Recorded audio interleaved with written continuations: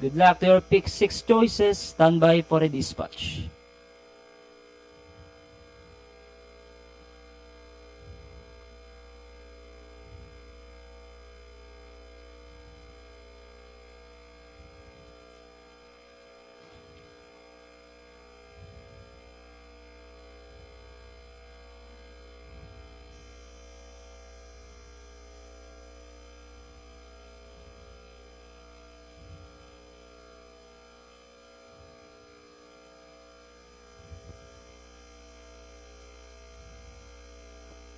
Condition race, category number 20 has just begun. Expensive, showing alertness, past to begin. Bilateral second, now Smiling Gia. Running in third comes Smart Tyler. Pearlescent comes next, then followed by Hello Gorgeous and Believable is running at the tail of the field. Past the half-mile pole, now you have Smiling G takes the lead by half a length.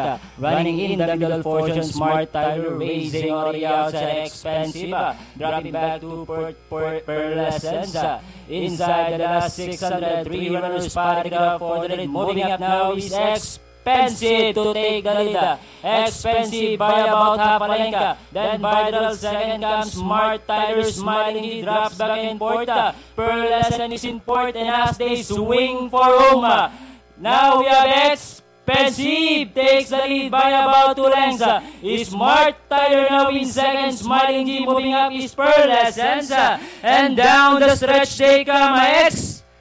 Expensive this time by about 3 lengths. Smart Tyler in second, moving up Pearlescence. And down to the finish, Expensive. Entering the finish line, Expensive. Hello Gorgeous, Smart Tyler close, Smiling G, Pearlescence. Then comes Believable. Okay.